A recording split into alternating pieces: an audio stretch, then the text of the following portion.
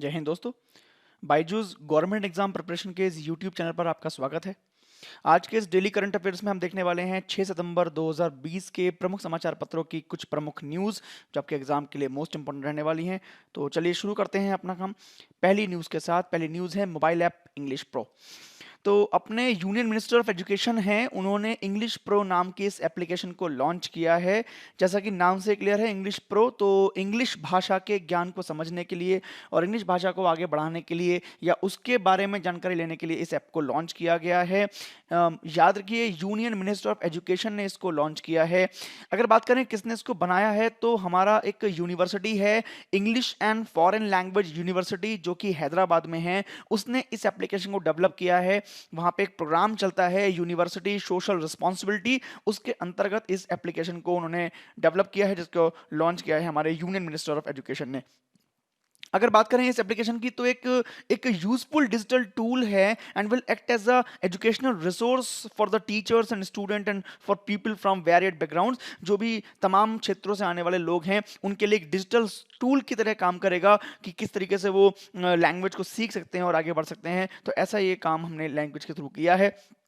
अगर देखा जाए तो this is the first of its kind initiative by any university in the country. The mobile application English pro will help learners developing the English Indian English pronunciation in the unique Indian way. मतलब ये क्या करेगा, ये जो भी Indian language को बोलने वाले जो भारतीय हैं उनको उच्चारण समझने में हेल्प करेगा। यानी जो इंग्लिश वर्ड्स होते हैं उनका उच्चारण किस प्रकार से किया जाता है, उनका प्रोनाउंसिएशन किस प्रकार से किया जाता है, तो उसको सिखाने वाला ये तरीका बताएगा, उसको इंडियन वे में ये आपको सिखाने में हेल्प करेगा। तो ऐसा पहली बार किसी यूनिवर्सिटी ने किया है, तो ये आपको ध्यान रखना है। अगर बात करें तो आगे भी जो EFLU है यानी जो English and foreign language university है, वो इसके और भी अधिक अपग्रेड वर्जन को लॉन्च करने की बात कर रहा है। यानी वो आगे इसके भी ज़्यादा अपग्रेड वर्जन को लॉन्च करने वाला है। यहाँ पे नाम आया है EFLU का, यानी English and foreign language university का, तो उसके बारे में याद कर लीजिए। देखिए देखिए अगर उसका मोटो पूछा जाएगा, उसका वर्क पूछा जाएगा, तो ये लिखा हुआ है आपके सामने, सर्वम शब्देन भाषते। ये इस यूनिवर्सिटी का एक मेन वाक्य है, worlds illuminate the world, illumine the world. अगर देखें तो इसका पहले पुराना नाम जो था वो था central institute of English and foreign languages. उसके बाद फिर इसको English and foreign language university नाम दे दिया गया। मोटो मैंने आपको बता दिया कि मोटो क्या है इसका, वर्ड्स इल्यूमाइन एवरीथिंग, यानी सर्वम शब्देन भाषते। अगर देखा जाए तो ये 1958 में इसको बनाया गया था एंड सेंट्रल यूनिवर्सिटी जब बनी है तो वो सन था 2006। इस समय बात करें तो इसके जो वाइस चांसलर हैं वो हैं प्रोफेसर सुरेश कुमार, और ये इस समय हैदराबाद में स्थित है। तो ऐसा ये आपको स्टैटिक जीके भी यहां से ध्यान में रखना है। आगे बढ़ जाते हैं अगली न्यूज की तरफ, business reforms action plan ranking of the state. ये एक बहुत इंपॉर्टेंट खबर है जो आपको पढ़नी है अपने एग्जाम के पॉइंट ऑफ व्यू से। देखिए हमारे भारत में कि जो भी राज्य हैं, जो भी स्टेट्स हैं, उनके बिजनेस को रिफॉर्म करने के लिए, उनके उद्योग को रिफॉर्म करने के लिए हमने एक रैंकिंग जारी की थी 2015 में। उसमें काफी तरह के पैरामीटर थे, जिन पैरामीटर्स पर हम स्टेट्स को इवेल्युएट करते थे, उनकी रैंकिंग को इवेल्युएट करते थे कि किस प्रकार वो बिजनेस में अपना आगे बढ़ रहे हैं या पीछे बढ़ रहे हैं या कौन कौन सी जरूरतें हैं। तो ऐसा हमने बिजनेस एक्शन प्लान ये 2015 में शुरू किया था, और उसके 4th एडिशन की रैंकिंग जो है वो हमने अभी लॉन्च कर दी है। हमारे जो श्रीमती निर्मला सीतारमण जी हैं, जो यूनियन मिनिस्टर हैं फाइनेंस एंड कॉर्पोरेट अफेयर्स की, तो उन्होंने इसको अभी लॉन्च किया है, उन्होंने अभी इसकी घोषणा की है। तो ध्यान रखिए 2020 में जो बिजनेस रिफॉर्म्स एक्शन प्लान है यानी जो BRAP है, उसके 4th एडिशन को लॉन्च किया गया है। ये आप ध्यान रखिएगा 2020 में इसका 4th एडिशन आया है। शुरुआत पूछेगा तो इसकी शुरुआत हुई थी 2015 में। 2015 से हमने इसके अकॉर्डिंग राज्यों को रैंकिंग देना शुरू किया था। अगर बात करें कि इसमें क्या क्या चीजें हैं, तो देखिए इसमें टोटल मिला के 180 पॉइंट्स हैं, 180 पॉइंट्स रिफॉर्म पॉइंट्स हैं, जिनके बेसिस पर हम लोग स्टेट्स को उनकी रैंकिंग देते हैं कि वो उन पॉइंट्स पर कितने आगे बढ़ चुके हैं और कितना अच्छा काम कर रहे हैं, या किसको कितनी कमी वहां पर हो रही है। तो ऐसे 180 पैरामीटर पॉइंट हैं जिन पर हम लोग स्टेट्स को रैंकिंग देते हैं।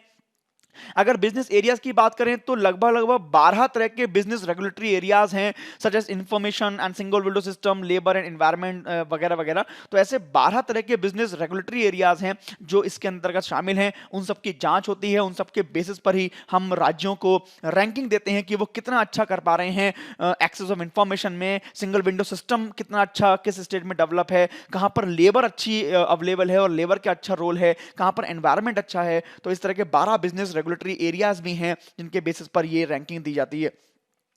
अगर 2020 की बात कर लें यानी फोर्थ एडिशन की बात कर लें बीआरएपी की, तो यहाँ पर इस बार 30,000 से अधिक जो फीडबैक फॉर्म थे उनको देखा गया, उनको पूरा वेटेज दिया गया और उनके बारे में ही, उनके आधार पर ही ये रिपोर्ट दी गई है। तो अगर इस रिपोर्ट की बात करें तो रिपोर्ट में काफ़ी कुछ है जो आपको पढ़ना है। देखिए, रिपोर्ट की बात करें तो रिपोर्ट में हमने इस बार 10 टॉप 10 राज्य जो हैं वो अपने को एक बार ध्यान कर लेने हैं। टॉप 10 में देखिए सबसे पहले नंबर पर जो आया है वो आंध्र प्रदेश आया है। आंध्र प्रदेश ने इस बार क्या किया है, सभी जो 180 और 189 करीब जो 87 करीब जो सुधार पॉइंट थे उनका जो है 100% जो है फॉलो किया है उसको, और वो इसलिए पहले स्थान पर आ गया है। जो भी 80 सुधार किए जाने थे, 80 सुधार पॉइंट जो शामिल थे उनमें उन्होंने अच्छा काम किया है। तो ये आपको ध्यान रखना है कि बिजनेस रिफॉर्म्स एक्शन प्लान 2020 में फोर्थ एडिशन में जो टॉप किया है वो आंध्रा ने किया है, और उसके बाद फिर उत्तर प्रदेश है, तेलंगाना है, झारखंड है। ऐसी ये 10 राज्यों की पूरी लिस्ट है जो आपको ध्यान में कर लेनी है। देखिए, ये एक काम करता है, ये जो रिपोर्ट है, ये जो बिजनेस एक्शन प्लान है, इट अट्रैक्ट द इन्वेस्टमेंट, है ना, foster healthy competition and increase the ease of doing business in each state. ये बढ़ावा देता है, ये राज्यों को प्रमोट करता है, राज्यों को साहस देता है कि वो भी कॉम्पिटिट कर सकें, वो भी अपने आप के बिजनेस को बढ़ावा दे सकें और बहुत आगे बढ़ने का प्रयास कर सकें। ऐसा ये बिजनेस रिफॉर्म एक्शन प्लान करता है, राज्यों को बताता है कि किस प्रकार उन्हें आगे डेवलपमेंट करना है, किस प्रकार नहीं करना है, कौन कौन सी बातें उनमें कमी है वो उनको बताता है ताकि वो उनमें सुधार करके और आगे बढ़ सकें। तो ऐसा ये बिजनेस रिफॉर्म्स एक्शन प्लान है। यहां पे एक नाम आया है, देखिए, ईज ऑफ डूइंग बिजनेस।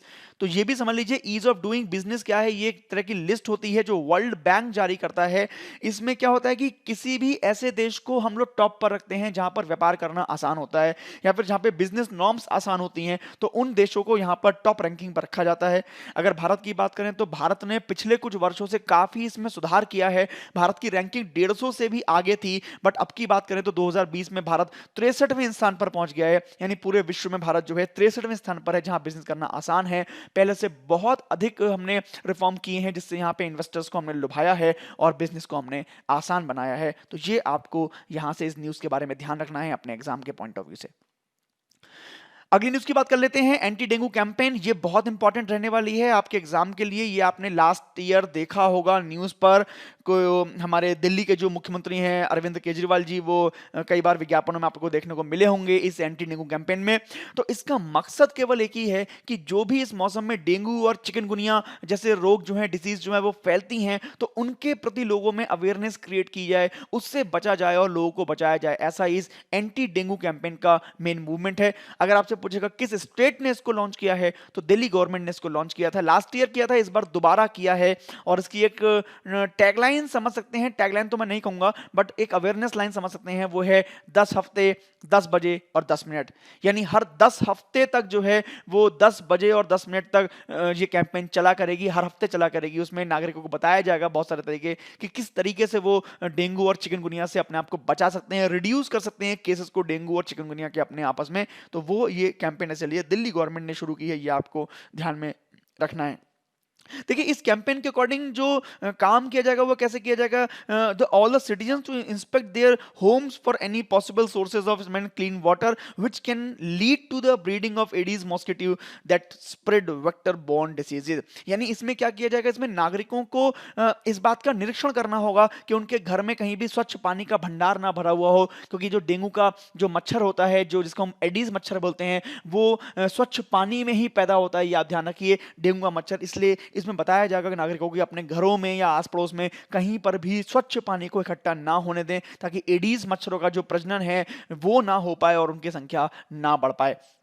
कुछ इसमें और भी काम करने होंगे, जैसे हर एक नागरिक को अपने 10 रिलेटिव्स को बताना होगा और उनको इस बात का अभ्यास कराना होगा। जो रेजिडेंट वेलफेयर एसोसिएशन है उनको एक साथ में आकर काम करना होगा, ये भी इस कैंपेन का ही हिस्सा है। और इसी आधार पर जो हमारे घरों में बच्चे हैं उनको भी इसी आधार पर एक हम लोग होमवर्क देंगे, ताकि वो भी इंकरेज हो सकें और वो भी इस काम में अपना हाथ बटा सकें। तो ऐसी एक कैंपेन हमने चलाई है, एंटी डेंगू कैंपेन। एग्जाम के पॉइंट ऑफ व्यू से बस एक ही बात इंपॉर्टेंट है, किस स्टेट ने इसको शुरू किया है, तो वो है दिल्ली गवर्नमेंट। देखिए डेंगू की बात आई है तो एक बात समझ लीजिए, दो बातें डेंगू के लिए बहुत जरूरी हैं। एक तो डेंगू जो फैलता है वो एक वायरस से फैलता है, वायरस यानी विषाणु से फैलता है, जिसका नाम याद कर लीजिए, जीनस फ्लेवियरियस। ठीक है, ये इसका वायरस का नाम है। तो अगर हो सकता है एग्जाम में पूछे तो आपसे वायरस का नाम पूछ सकता है, जो कि पूछा ही जाता रहा है।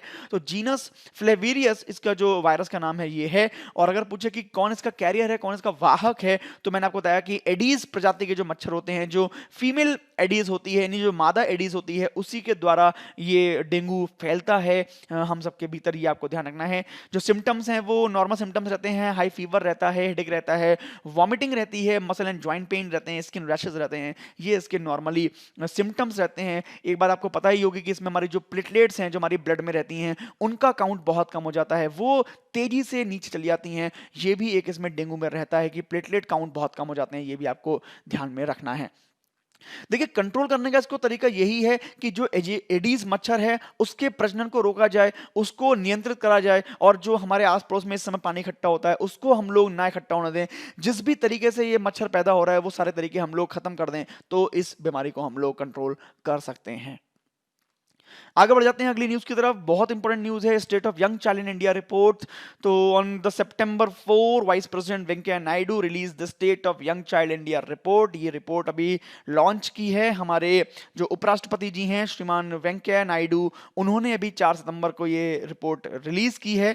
इस रिपोर्ट को बनाने वाली अगर कंपनी की बात करें तो मोबाइल क्रैश ये है संस्था जिसने ये रिपोर्ट बनाई है। एक तरह की पॉलिसी एडवोकेसी ऑर्गेनाइजेशन है मोबाइल क्रैशेस, जो इस तरह की रिपोर्ट और भी तैयार करती रहती है। तो ये रिपोर्ट तैयार की है। अगर इस रिपोर्ट की बात करें तो state of young child in India basically depend on the health and nutrition of the country. जो भी हमारे देश में स्वास्थ्य और पोषण की स्थिति है उसके बेस पर ही ये रिपोर्ट बनाई गई है, ये आपको ध्यान रखना है। इसका मुख्य उद्देश्य बस यही है कि देश में जो भी हालात चल रहे हैं हेल्थ को लेकर, जो भी हालात चल रहे हैं न्यूट्रिशन को लेकर, उसके प्रति गवर्नमेंट जागरूक हो, उसके प्रति गवर्नमेंट को थोड़ी सी इंफॉर्मेशन मिले, ताकि हम उसके प्रति और भी अच्छा काम कर पाएं और अपनी जनता को न्यूट्रलाइज कर पाएं। ये इसका मेन पर्पस है। देखिए इसी की अगर रिपोर्ट की बात करें तो एक फैक्ट आपको ध्यान में करना है, जो भारत की दृष्टि थोड़ा सा खराब है उस पर भारत को काम करना होगा। 2018-19 की बात करें तो इन सब कामों पर, जैसे कि चाइल्ड न्यूट्रिशन है या हेल्थ केयर है या एजुकेशन है या जो और भी नेसेसरी प्रोटेक्शन सर्विसेज हैं, उन पर जो है बहुत ही कम रुपया खर्च किया गया, जो कि मात्र 1723 रुपए प्रति बच्चा था, ऐसा एक रिपोर्ट के अनुसार इसमें कहा गया है। ये वाकई में इनसफिशिएंट अमाउंट है, पूरी आबादी तक पहुंचने में जो है ये प्लान विफल रहा है। तो एक ऐसी रिपोर्ट इसमें आई है।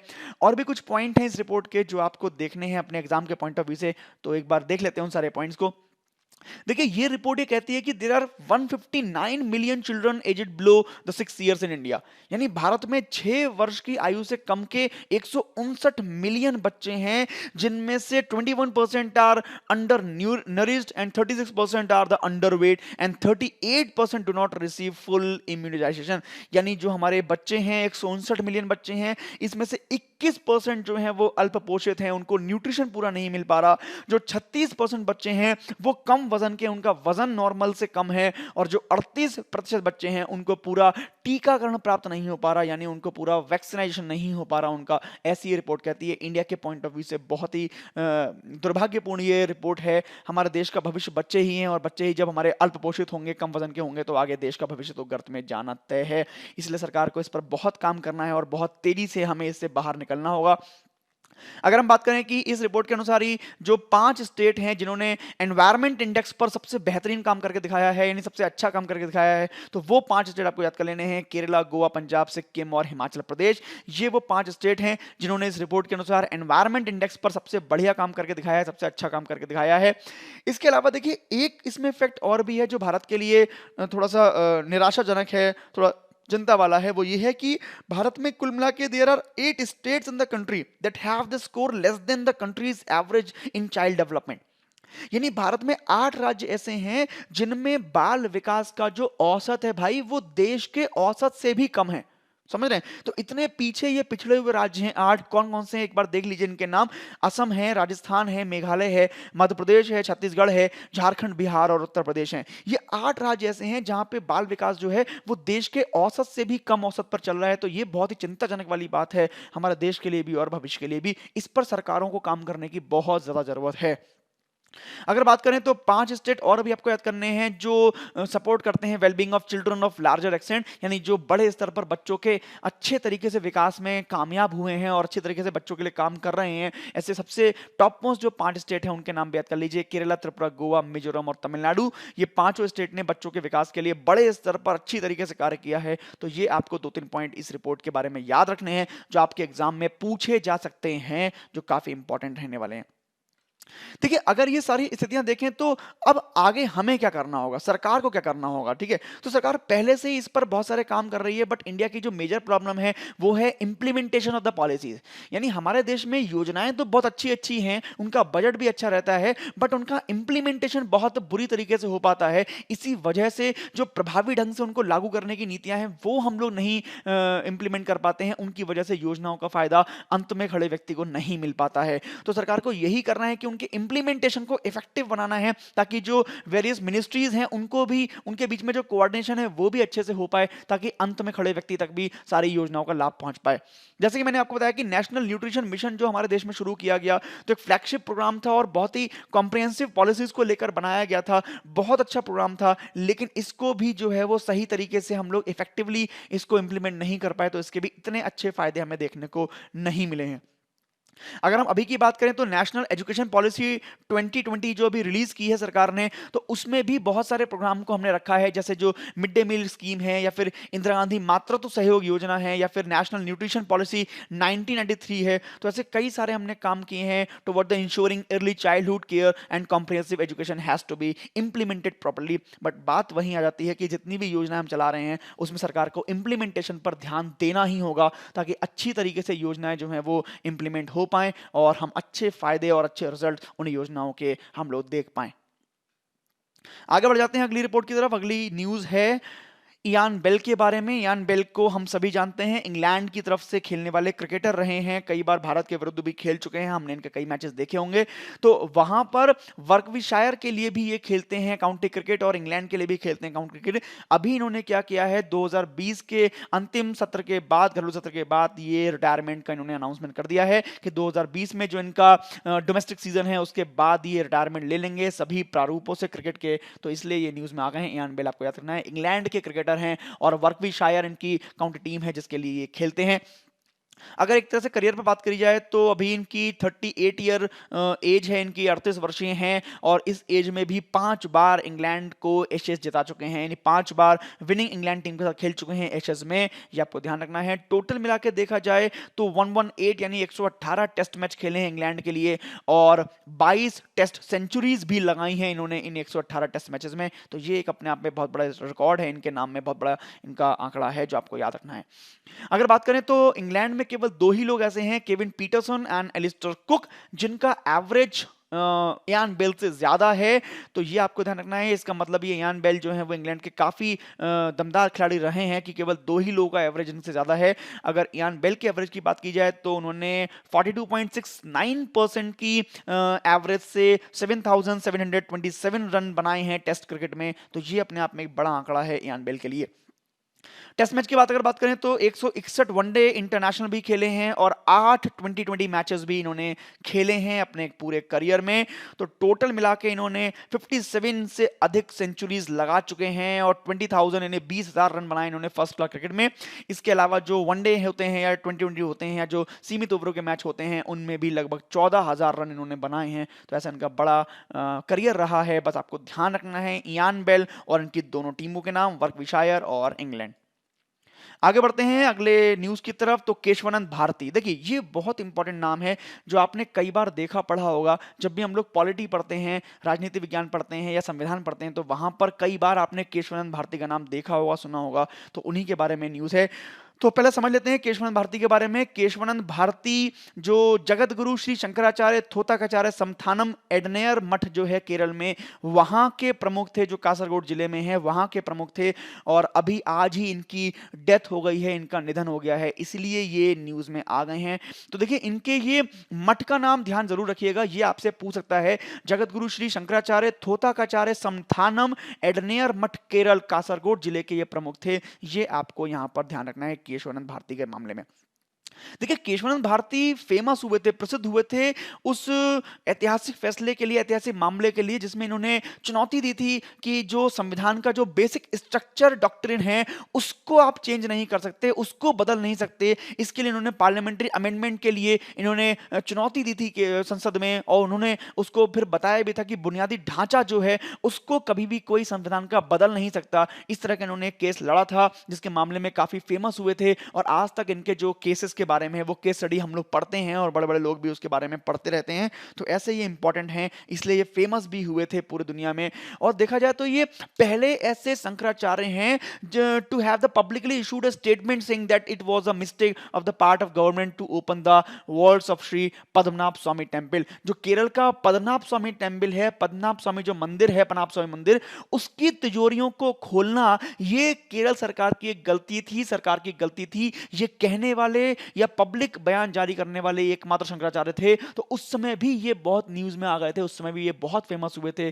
तो ऐसे केशवानंद भारती जी, अभी इनकी डेथ हुई है आज 6 सितंबर 2020 को। आपको इनके मठ का नाम जरूर ध्यान रखना है, जगत गुरु श्री शंकराचार्य थोताकाचार्य समथानम एडनेयर मठ, केरल। देखिए इनके बारे में कुछ बातें जाने तो आज इनकी डेथ हुई है, 80 साल के थे ये, 6 सितंबर 2020 को मैंगलोर में इनकी डेथ हुई है। देखिए अगर अवार्ड की बात करें तो इनको एक अवार्ड भी मिला है जो केरल गवर्नमेंट ने दिया था इनको। अवार्ड का नाम था V R Krishna Iyer award, जो 2018 में इनको मिला था, केरल के राज्यपाल ने इनको दिया था। अगर बात करें इनकी क्वालिटीज की तो कर्नाटक और हिंदुस्तानी दोनों ही प्रकार के संगीत में ये प्रकांड थे, दोनों ही प्रकार के गायक थे ये। और वहां पे एक विधा होती है यक्षगान, तो यक्षगान के सभी वर्गों में ये उस्ताद थे, सभी वर्गों के बारे में जानकारी रखते थे। कई सारे इन्होंने जो डिवोशनल सॉन्ग्स एंड ड्रामाज हैं वो लिखे भी हैं। और एक बात आपको ध्यान रखनी पड़ेगी, अद्वैत पंथ की समर्थ जो भागवत परंपरा थी उसका इन्होंने पालन किया है। तो ये आपको 2-3 पॉइंट इनके बारे में खास ध्यान रखने हैं, यही आपके एग्जाम में बनने के काबिल हैं, जो आ सकते हैं एग्जाम के पॉइंट ऑफ व्यू से। आगे बढ़ जाते हैं अगली न्यूज की तरफ। वेंकेश गुलाटी का नाम आपको ध्यान रखना है, वेंकेश गुलाटी फेमस हुए हैं। इनको अभी federation of automobile dealers association यानी फाडा, FADA फाडा यानी federation of automobile dealers association का अभी अपॉइंट किया गया इनको as the 35th president of the year 2020 and 22, यानी 2020 से 2022 तक ये फाडा के अभी 35वें अध्यक्ष के रूप में कार्य करने वाले हैं। इनको अभी अपॉइंट किया गया है, यह सबको ध्यान रखना है। तो उत्तर प्रदेश से पहले ऐसे इंसान हैं जो फाडा के अध्यक्ष बने हैं, यह भी अपने आप में एक इंपॉर्टेंट बात है जो आपको ध्यान रखनी है। इससे पहले बात करें तो फाडा के इससे पहले जो फॉर्मर प्रेसिडेंट थे वो थे आशीष हरजराज काले, जिनके स्थान पर अभी वेंकेश गुलाटी को अभी अध्यक्ष बना दिया गया है। 35वें अध्यक्ष बने हैं ये फाडा के, ध्यान रखना है आपको। अगर गुलाटी की बात करें तो गुलाटी जी इससे पहले अगर बात करें तो यूनाइटेड ऑटोमोबाइल्स में डायरेक्टर थे। यूनाइटेड ऑटोमोबाइल्स की बात करें तो 1985 से ही ये ऑटो डीलरशिप व्यवसाय में हैं, जो कई सारे ब्रांड हैं फेमस आपने नाम सुने होंगे, महिंद्रा वगैरह, तो उनके लिए ये डीलर्स के रूप में काम करते थे। और उसी के यूनाइटेड मोबाइल्स के जो अध्यक्ष थे वो थे गुलाटी जी, जिनको अभी फाडा का 35वां अध्यक्ष बना दिया गया है, 35वें अध्यक्ष के रूप में काम करेंगे। कार्यकाल इनका 2 वर्ष का रहेगा, 2020 से लेकर 2022 तक का। आगे बढ़ जाते हैं अगली न्यूज की तरफ। तो बैंकिंग से संबंधित एक न्यूज आपको पढ़नी है जो बहुत इंपॉर्टेंट है। हालांकि ये वर्ड यानी वन प्रोडक्ट वन डिस्ट्रिक्ट, ये वर्ड थोड़ा पुराना है, आपने 2018 में इसके बारे में जरूर सुना होगा, उसके बाद अभी न्यूज में है, तो एक बार समझ लेते हैं इसके बारे में क्या है। देखिए नाम से ही क्लियर है, वन प्रोडक्ट वन डिस्ट्रिक्ट, यानी एक जिला एक उत्पाद, ठीक है। तो 2018 में जो भारत में एक प्रदेश है उसका नाम है यूपी, यानी उत्तर प्रदेश, है ना। वहां के मुख्यमंत्री हैं योगी आदित्यनाथ जी। तो उन्होंने ये 2018 में यूपी में शुरू की थी स्कीम, और इसका मकसद था कि यूपी के जो भी जिले हैं उस हर जिले में एक उत्पाद को फेमस करना, एक प्रोडक्ट को फेमस करना, यानी हर एक जिला अपने एक प्रोडक्ट के नाम से जाना जाए, ऐसा इस स्कीम का पूरा उद्देश्य था। ऐसा क्यों था? ऐसा केवल इसलिए था कि जो हमारे प्रदेश में जो हथकरघा उद्योग है, यानी जो हैंडमेड उद्योग है, लघु उद्योग है, जो बिजनेस है, उसको बढ़ाया जाए, उसको थोड़ा प्रमोट किया जाए और यूपी की पहचान एक बिजनेस स्टेट के रूप में करी जाए, ऐसा इस स्कीम का पूरा मोटिव था। क्योंकि इस स्कीम ने काफी फायदा करा है यूपी का, काफी सारे स्टेट, काफी सारे जिलों में वो फेमस हुआ और काफी प्रोडक्शन भी यहां पर बढ़ा यूपी में। इसीलिए अब हमारी गवर्नमेंट ने क्या कहा है कि यूपी के अलावा पूरे भारत में इसको शुरू करेंगे। जो पूरे भारत में लगभग 700 जिले हैं, तो सभी जिलों के लिए हम लोग ये one product one district scheme शुरू करने वाले हैं, ताकि जो भारत के उत्पाद हैं वो केवल भारत में ही नहीं बल्कि पूरे वर्ल्ड में फेमस हो पाए और अक्रॉस द वर्ल्ड जो है इंडिया की छवि बन पाए एक बिजनेस कंट्री की। तो ऐसा अभी ये न्यूज़ में इसलिए दोबारा आ गई है। अगर बात करें तो इस पूरे काम के लिए भी सरकार ने 24 एरियाज यानी 24 प्रोडक्ट्स को भी आइडेंटिफाई कर लिया है जिस पर यह काम किया जाएगा, जिसके लिए काम किया जाएगा। तो ऐसे 24 क्षेत्रों के ऊपर काम किया जाएगा, उन क्षेत्रों को डेवलप किया जाएगा, उन क्षेत्रों में जो हमारे स्टेट हैं उनमें बिजनेस को डेवलप किया जाएगा इस स्कीम के तहत। ये आपको यहां से ध्यान कर लेना है। इसके बारे में 2-3 बातें और पढ़नी है। देखिए हमें, देखिए एक काम और भी है कि सरकार ने कुछ बजट का भी ऐलान किया है, 20 लाख करोड़, है ना? टोटल मिला के 20 लाख करोड़ रुपया सरकार ने कहा है कि हम खर्च करेंगे, मैन्युफैक्चरिंग आउटपुट हम लोग खर्च करेंगे अगले 24 क्षेत्रों में जो भी डेवलपमेंट करना है। तो इतना 5 वर्षों में सरकार उत्पादन को बढ़ा सकती है, ये आपको ध्यान रखना है। मतलब 20 लाख करोड़ रुपए का उत्पादन बढ़े अगले 5 सालों में इन 24 क्षेत्रों में, इस बात पर सरकार काम करेगी कि इतना उत्पादन हम लोग का बढ़ पाए अगले कुछ क्षेत्रों में, ऐसा सरकार ने कहा है इस योजना के द्वारा। तो एक तरह से टारगेट है इस स्कीम का पूरे देश के लिए कि पूरे देश में वन प्रोडक्ट वन डिस्ट्रिक्ट के अंतर्गत हमें 20 लाख करोड़ की मैन्युफैक्चरिंग आउटपुट हासिल करना है। तो ये आपको यहां से ध्यान में रखना है। मैंने बताया आपको कि 700 जिले जो देश के हैं उसमें जो प्रोडक्ट हैं उस पर फोकस करना है, उनकी एनर्जी एंड आउटरीच पर फोकस करना है ताकि प्रोडक्ट की एक्सीलेंस बढ़ सके, उनका उत्कृष्टता बढ़ सके और पूरे देश में फेमस हो चुके हैं। इस काम के लिए हमने ये योजना शुरू की है। अगर बात करें वन प्रोडक्ट वन डिस्ट्रिक्ट की, तो उत्तर प्रदेश मैंने बताया आपको शुरू हुई थी, इसके बारे में बात जान लेते हैं। 2018 में शुरू हुई थी और इसका जो मुख्य मकसद था वो था to capitalise the rich heritage of Uttar Pradesh by reviewing them through modernisation and publicisation to enhance the reach of these product. यानी यूपी का जो कल्चर है, यूपी की जो समृद्ध विरासत है, उस विरासत को इन उत्पादों की पहुंच बढ़ाने के लिए आधुनिक किया जाए और हमारे प्रदेश में जो भी सामान बनता है पुराने जमाने से उसको नए कुछ हम लोग टेक्निक दें, नया उनको आधार दें ताकि उनकी पहुंच जो है पूरे विश्व में बढ़ सके और पुनर्जीवित हो सके। हमारी पुरानी जो संस्कृति है, विरासत है, उसको पुनर्जीवित हम लोग कर सकें। इसी स्कीम के तहत यूपी गवर्नमेंट ने 2018 में कहा था कि टोटल 25 लाख लोगों को हम अगले 5 वर्षों में इस स्कीम के तहत रोजगार प्रोवाइड कराएंगे और लगभग 25,000 करोड़ रुपए हम इस पर खर्च भी करेंगे, ऐसा यूपी गवर्नमेंट ने कहा था 2018 में। अब इसी स्कीम को पूरे देश में लॉन्च करने के लिए सरकार ने घोषणा कर दी है। पूरे देश में इसको लॉन्च किया जाएगा। हर जिले को एक उसका उत्पाद दिया जाएगा जिसके लिए वो फेमस है और उस उत्पाद के प्रोडक्शन को वर्ल्ड लेवल पर करा जाएगा ताकि वहां से हमारा देश जो है फेमस हो चुके हर उत्पाद के बारे में, हर जिले के बारे में। आगे बढ़ जाते हैं अगली न्यूज की तरफ। तो एक पुस्तक का नाम ध्यान करना है, इन्वर्टोनॉमिक्स। इन्वर्टोनॉमिक्स एक महत्वपूर्ण पुस्तक है जो अभी लिखी गई है, अभी लॉन्च हुई है। देखिए इसमें क्या किया गया है, इसमें बहुत सारे मॉडल्स दिए गए हैं, ऐसे मॉडल जो देश की जो पुरानी पुरानी प्रॉब्लम्स हैं, चाहे वो सोशल इनइक्वालिटी हो, चाहे पॉल्यूशन हो, चाहे वो जेंडर डिस्पैरिटी हो, चाहे वो डिकेंट रूरल इकोनॉमी हो, ऐसी जो पुरानी पुरानी जो समस्याएं हैं उनको खत्म करने के लिए एक मॉडल दिया गया है, कुछ विचार दिए गए हैं इस बुक में। ऐसी ये बुक है इन्वर्टोनॉमिक्स, तो आपको ध्यान करनी है। देखिए इसमें यही है कि टोटल जो 8 विशिष्ट समस्याएं हैं, यानी जो 8 स्पेसिफिक प्रॉब्लम है भारत देश की, तो उनको कैसे खत्म किया जाए उसके लिए पूरा एक मॉडल दिया गया है। उस मॉडल को अगर लेखक ने कहा है कि अगर फॉलो करेंगे तो ये जो समस्याएं हैं हमारे सामने, ये एक इकोनॉमिक अपॉर्चुनिटी में बदल सकती हैं, एक आर्थिक अवसर में बदल सकती हैं, ऐसा इस बुक में कहा गया है। अगर बात करें इस बुक को लिखने वाले का नाम, तो बहुत इंपॉर्टेंट वो पर्सन का नाम है श्री गोयनमीत सिंह चौहान जी। इन्होंने ये पुस्तक लिखी है, इन्होंने पुस्तक ये दी है। ये इंडिया के रिनोन इंडियन आर्किटेक्ट हैं और अर्बनिस्ट हैं, यानी शहरीवादी हैं, जो 25 वर्षों से करीब करीब जो डिजाइन एंड आर्किटेक्चर में लगे हुए हैं। तो इन्होंने ये बुक लिखी है, ये इनका फोटो यहाँ पे आपको दिख रहा होगा, इन्वर्टोनॉमिक्स इन्होंने दी है। 8 आइडियाज दी हैं ट्रांसफॉर्म इंडिया करने के लिए। ये आपको यहाँ से बुक का नाम और राइटर का नाम ध्यान में रखना है। आगे बढ़ जाते हैं, अगली बुक का नाम, ये भी बहुत इंपॉर्टेंट बुक है, थोरूरोसॉरस इसका नाम है। तो एक व्यक्ति का नाम पूरे विश्व में फेमस है, भारत में तो बहुत फेमस है, शशि थरूर। अपनी इंग्लिश के लिए जाने जाते हैं, अपनी इंग्लिश वोकैबुलरी के लिए जाने जाते हैं। तो इन्होंने ही ये बुक लिखी है। अगर इस समय बात करें तो इस समय ये मेंबर ऑफ पार्लियामेंट भी हैं, chairman of the parliamentary standing committee on information technology है, वो उसके चेयरमैन भी हैं, and all India professional Congress and author भी हैं डॉक्टर शशि थरूर जी। तो उनके द्वारा ही लिखी गई है ये थरूरोसॉरस बुक। अब इसमें क्या चीज है ये आप देखिए। देखिए इसमें क्या किया कि ना, ये एक टाइप की वोकैबुलरी बुक है, ठीक है, एक शब्दावली पुस्तक है जिसमें पूरी शब्दावली में हर लेटर से यानी हर अल्फाबेट से शशि थरूर जी ने कुछ शब्द दिए हैं। ठीक है, ऐसे शब्द जो अनयूजुअल हैं, दिलचस्प हैं, जिनका हम कॉमनली यूज नहीं करते बट वो इंपॉर्टेंट हैं, दिलचस्प शब्द हैं, तो ऐसी पूरी वोकेबलरी बुक इन्होंने प्रस्तुत की है। ए से लेकर जेड तक हर लेटर से, हर अल्फाबेट से इन्होंने तीन तीन शब्द दिए हैं, तीन तीन वर्ड दिए हैं जो हमारी वोकेबलरी को इंक्रीज कर सकते हैं, हमारी वोकेबलरी बढ़ा सकते हैं। देखिए इमेज जो आपको यहाँ पे दिख रही है, यहां से भी एक क्वेश्चन आपको ध्यान करना है। यहाँ पे लिखा हुआ है the Nehru centre, the Nehru centre, the high commission of India London. तो देखिए द नेहरू सेंटर जो है ना, उसी ने इस बुक को लॉन्च किया है ना, आपको ध्यान रखना है। अगर पूछे किसने इसको लॉन्च किया तो द नेहरू सेंटर ने इस बुक को लॉन्च किया है। और नेहरू सेंटर के अगर राइटर की बात करें, अगर डायरेक्टर की बात करें, तो ये फोटो देखिए, डॉक्टर अमीश त्रिपाठी है ना, अमीश त्रिपाठी जी। तो अमीश त्रिपाठी जी जो है यही नेहरू सेंटर के डायरेक्टर हैं। और ये साइड में जो है ये शशि थरूर जी हैं, और ये बीच में उनकी बुक है जो मैंने बताया, शशि थरूर या थरूरोसॉरस इसका नाम है। तो ये आपको ध्यान रखना है। अगर पूछे कि किसने लॉन्च किया है तो द नेहरू सेंटर ने लॉन्च किया है। किसने लिखा है तो शशि थरूर जी ने लिखा है। और क्या है ये, तो वोकैबुलरी बुक है। ऐसा यहां से आपको ध्यान में रखना है।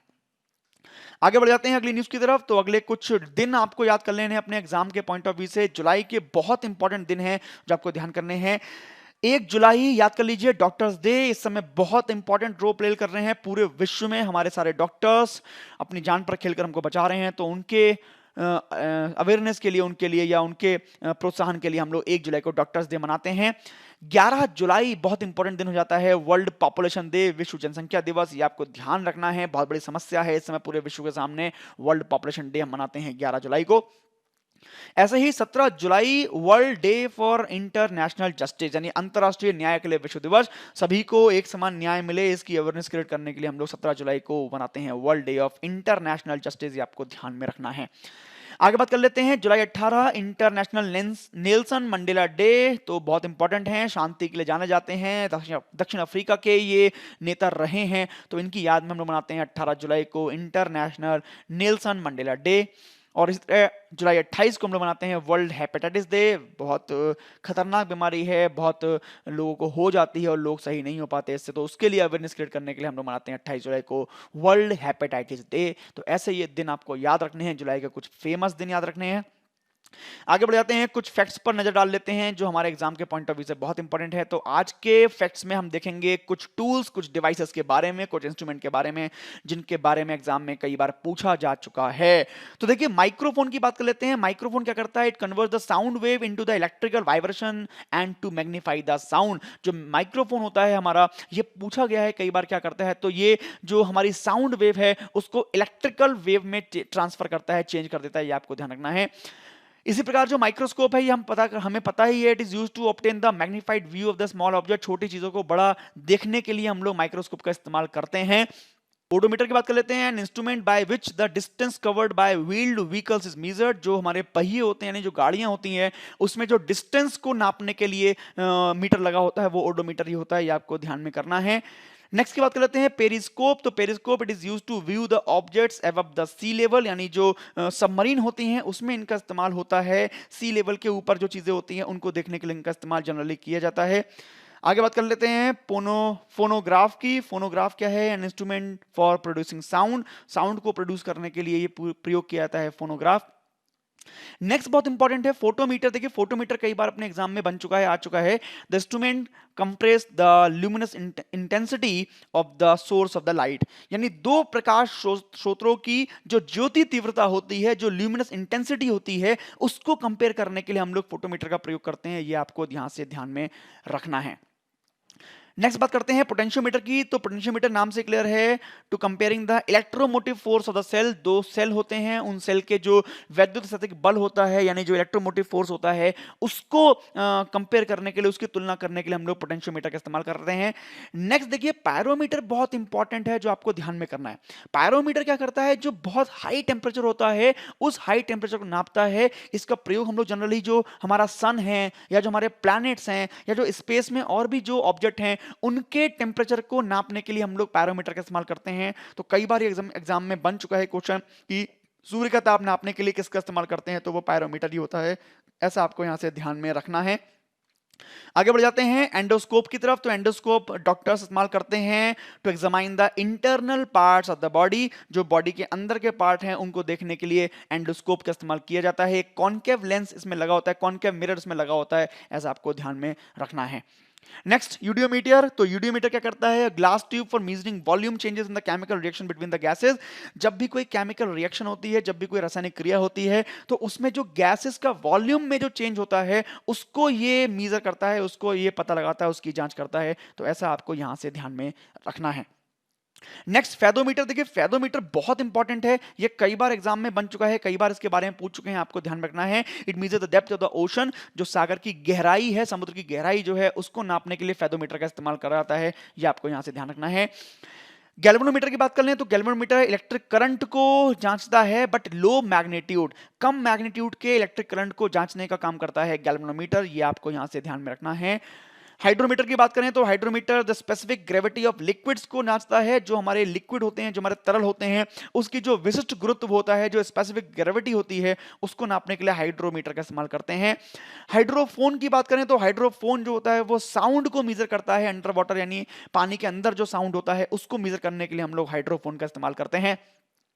ऐसे ही फिर हाइग्रोमीटर है। देखिए हाइग्रोमीटर बहुत इंपॉर्टेंट है, जो आपको याद करना है। ये ह्यूमिडिटी, जो एयर में ह्यूमिडिटी होती है, जो आर्द्रता होती है, उसको ये फाइंड आउट करता है, उसको मेजर करता है। आर्द्रता का मतलब समझ लीजिए जो पानी में जो हवा में जो पानी की मात्रा होती है, तो उसी को हम लोग आर्द्रता बोल देते हैं। जितना ज्यादा पानी हवा में होगा उतनी ही ज्यादा वायु ह्यूम होती है, उतनी ज्यादा आर्द्र होती है, तो उसी आर्द्रता को नापता है हाइग्रोमीटर। नेक्स्ट बात करें कीमोग्राफ की, तो ये ग्राफिकली रिकॉर्ड करता है हमारे फिजिशियोलॉजिकल जो मूवमेंट होते हैं, जो हमारा ब्लड प्रेशर होता है, जो हार्ट बीट होते हैं, ऐसे जो हमारे मूवमेंट होते हैं, उसका ग्राफिकल रिप्रेजेंटेशन करता है, उसको ग्राफिकली रिकॉर्ड करता है हमारा कीमोग्राफ, ये आपको ध्यान रखना है। लैक्टोमीटर बहुत टाइम पूछा जा चुका है, बहुत बार एग्जाम में आया है। Determine the purity of milk, यानी दूध की शुद्धता नापने के लिए लैक्टोमीटर का इस्तेमाल होता है, ये आपको यहां से ध्यान में रखना है।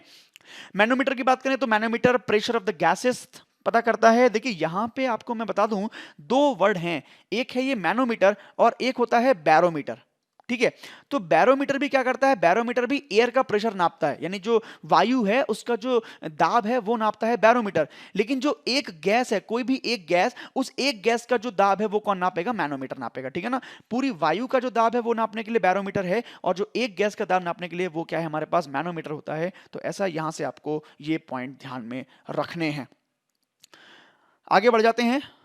देखिए हमने जो पॉइंट पढ़े हैं आज, तो काफी पॉइंट पढ़े हमने, और उसमें से कुछ क्वेश्चन जो हमारे एग्जाम में बन सकते हैं वो मैं आपके सामने रख रहा हूं। कल भी हमने पूछे थे, तो जैसा आपने कल यहाँ पे सारे क्वेश्चन का जवाब अच्छे से दिया था, तो आज भी देखते हैं किसको याद है और किसको याद नहीं है। तो फटाफट से इसके आंसर मुझे बताइए कि कौन कौन से आंसर आपको याद हैं।